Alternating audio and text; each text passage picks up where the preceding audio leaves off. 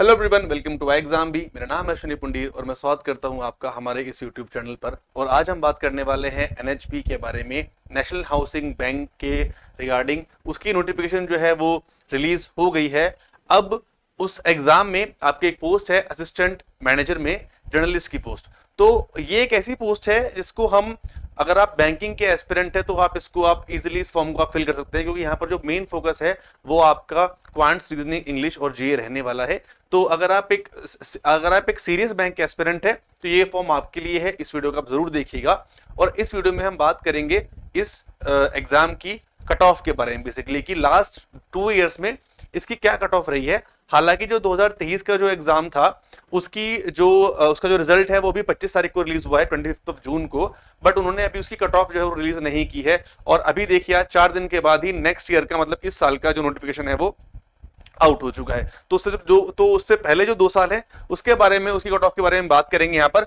हालांकि अगर आपको एनएचबी के बारे में ओवरऑल कि बैंक काम कैसे करता है, आपको क्या काम करना होगा, उस सभी चीजों के बारे में अगर आपको एक ओवरऑल वीडियो चाहिए तो आप इस वीडियो को रेफर कर लीजिए। कैलाश सर ने इस वीडियो को बनाया है, इसी चैनल पर होगा ये, एग्जाम भी चैनल पर आप जाके उसको एक बार देख लीजिए। वहां पर आपको एलिजिबिलिटी या सभी चीजों के बारे में अगर बात करनी है तो यहाँ हमारा मेन फोकस जो है, सोल फोकस जो है वो हमारा कट ऑफ के बारे में रहने वाला है। दूसरी एक और चीज, कट ऑफ की वीडियोस बनाने का मतलब ये नहीं होता कि आपको बहलाया जाए या आपको गलत डायरेक्शन दी जाए। कट ऑफ्स आर बेसिकली कि हमें एक आइडिया रहे कि हम जो एग्जाम देने जा रहे हैं उसके जो सब्जेक्ट्स हैं, हमें किस चीज पर कितना ज्यादा फोकस करना है। क्योंकि लास्ट में एक ट्विस्ट आएगा जो मैं आपको बताऊंगा कि जो आपकी कट ऑफ होती हैं और जो आपकी मेन कट ऑफ जाएगी, जो आपकी फाइनल मेरिट बनेगी, उसमें कितना डिफरेंस रहेगा वो देखकर आप चौंक जाएंगे। तो कट ऑफ का आइडिया होना बहुत जरूरी है, लेकिन कट ऑफ पर रिलाय करना सिलेक्शन के लिए बहुत गलत चीज है। ठीक है, तो उस पर आपको नहीं रहना है। ठीक, अब बात करते हैं यहाँ पर मैं आपको एक चीज और बता दूं, हमारे जो एक्सपर्ट फैकल्टीज हैं, डॉक्टर संजीव शर्मा सर, वो एनएचबी में एक्स ईडी रह चुके हैं, एक्स सीजीएम आरबीआई रह चुके हैं। और उन्हीं की गाइडेंस के अंदर आपकी जो है तैयारी इस हमारे साथ एग्जाम भी जो है आपको वो कराएगा। अगर आप हमसे अगर आप हमसे पढ़ना चाहते हैं तो सारी की सारी गाइडेंस जो है इंटरव्यू पैनल ने भी, हमारे डॉक्टर शर्मा सर हैं। तो ये आपके लिए एक बूस्ट है, ये आपके लिए एक बहुत अच्छा मौका है। अगर आप जहां पर जाना चाहते हैं वहीं से एक निकले हुए, वहीं से एक काम किए हुए जो एक पर्सन है वो आपको पढ़ाएं, आपको गाइड करें इस जर्नी के थ्रू। ठीक है, चलिए बात करते हैं इस नोटिफिकेशन की। इस नोटिफिकेशन को थोड़ा थोड़ा ऊपर से एक बार हम देख लेते हैं कि ये जो आपकी इसमें जो कट ऑफ की जो डेट है आपकी एलिजिबिलिटी की, वो आपकी 1 तारीख 7वां महीना 2024 है। रजिस्ट्रेशन फॉर्म इसके 29 जून से स्टार्ट हो चुके हैं। इसको आप यहाँ पर देख लीजिएगा अगर आपने फॉर्म फिल नहीं किया है। हम यहाँ पर जो बात करेंगे वो इसकी बात करेंगे असिस्टेंट मैनेजर स्केल 1 जर्नलिस्ट के बारे में, जिसकी यहाँ पर 4, 5, 9 और 3, 12 और 6, 15 टोटल यहाँ पर जो है टोटल 18 पोस्ट यहाँ पर इसकी जो इस बार आई है। आगे बात करते हैं कि सैलरी की। तो ये सैलरी जो है अभी 12th बीपीएस अभी लगा नहीं है यहाँ पर एनएचबी में, नहीं आरबीआई में, नहीं नाबार्ड में। तो जब यहाँ पर ये लग जाएगा तो ये थोड़ा सा और बढ़ जाएगा। आई थिंक ये 48,000 के करीब होना चाहिए। और आपको सैलरी पे 70 के आसपास, 70 के आसपास जो सैलरी जो है वो इसमें मिलेगी आपको। ठीक, आगे बात करते हैं एज लिमिट के बारे में। असिस्टेंट मैनेजर स्केल 1 के लिए वही आपकी 21 से लेकर 30 साल तक, आपकी जो पीओ के लिए जो आपकी एज होती है आईपीएस में या एसबीआई में, वही आपकी एज लिमिट यहाँ पर भी है। ठीक, चलिए अगर बात करें एकेडमिक क्वालिफिकेशन की, एकेडमिक क्वालिफिकेशन आपसे यहाँ पर सिर्फ और सिर्फ एक ग्रेजुएशन मांगा गया है और उससे ज्यादा आपसे कुछ नहीं मांगा। अगर आप ग्रेजुएट हैं तो आप इस फॉर्म को फिल कर दीजिए, इसके लिए इसको आप फिल कर सकते हैं फॉर्म को। आगे अगर बात करते हैं, ये आपका मेन चीज है, इसी के ऊपर हमें कट ऑफ जो है वो लेकर चलनी है, जो आपके यहाँ पर सब्जेक्ट्स हैं। अगर मैं बात करता हूं यहाँ पर रीजनिंग की, जनरल अवेयरनेस की, इंग्लिश की और क्वांट्स की, है ना, आप इसको देखिए एक बार। ये जो आपका पूरा पैटर्न है, यहाँ पर आपके 45 क्वेश्चन आएंगे रीजनिंग में, जो कि आपके 60 मार्क्स के रहेंगे, मीडियम आपका दोनों रहेगा। उसके बाद जनरल अवेयरनेस, जिसमें आपकी कंप्यूटर नॉलेज भी है, बैंकिंग भी है, इकोनॉमी भी है, वो आपकी 50 question 50 marks. English language 25 question 30 marks के होंगे। क्वांट्स आपकी 35 क्वेश्चन 60 मार्क्स के होंगे।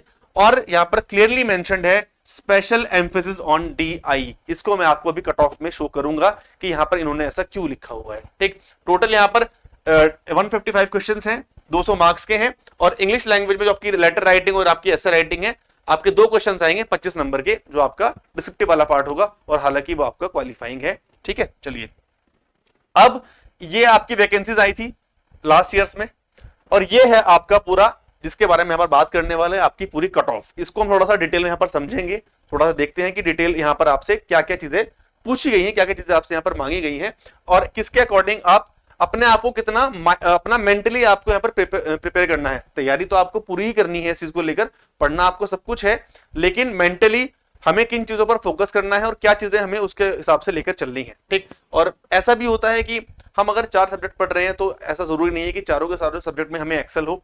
हमारे कुछ अपने सब्जेक्ट्स होते हैं, कुछ हमारे फेवरेट सब्जेक्ट्स होते हैं, और कुछ हमारे वीक सब्जेक्ट्स होते हैं, तो उन सभी को ध्यान में रखते हुए हमें अपनी तैयारी को आगे लेकर जाना होता है। यहाँ पर आप बात करेंगे रीजनिंग सेक्शन में, दोनों की मैंने यहाँ पर कंपेयर की है कट ऑफ। अगर इनको आप देखेंगे रीजनिंग सेक्शन में, आप देखिए यहाँ पर SC ST कैटेगरी में, ठीक है, 21.5 गई थी, उससे पहले आपकी 19.5 कट ऑफ गई थी।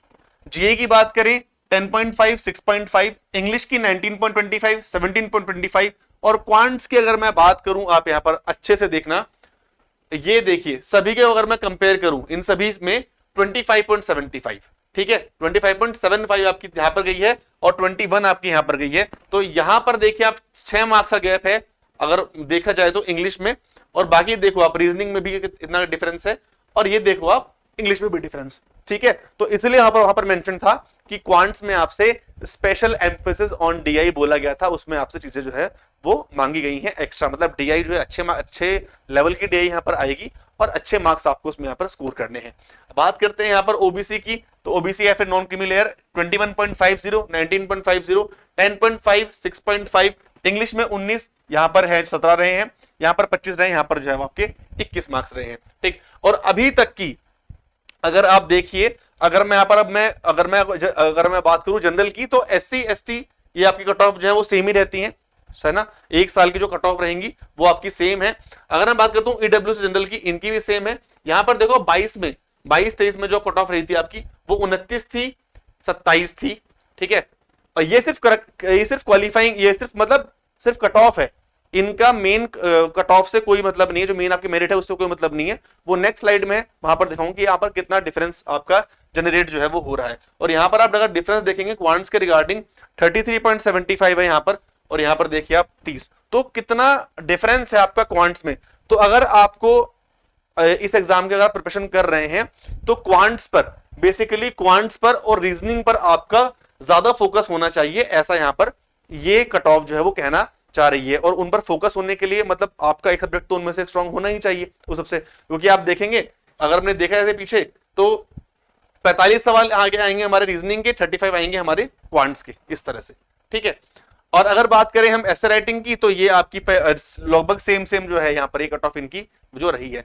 अब बात करते हैं रिक्रूटमेंट स्टेज की।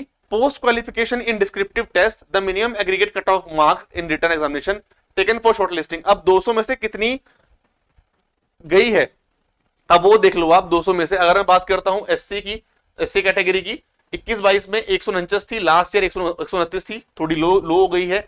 ST 127, 119, OBC NCL 153, यहां पर 114, और EWS और UR की आप यहां पर देखिए 161, 149, 155। ठीक है, ये आई थिंक यहां पर कुछ मिस्टेक हो गई है। ठीक, यहां पर ये इस तरह से जो कट ऑफ जो है वो यहां पर गई है। तो यहां पर इसको देखिए कि जो आपकी वो वाला पार्ट था, जो आपका पुराना पार्ट था कट ऑफ वाला पार्ट, उसका आपका मेन पार्ट से कोई मतलब नहीं है।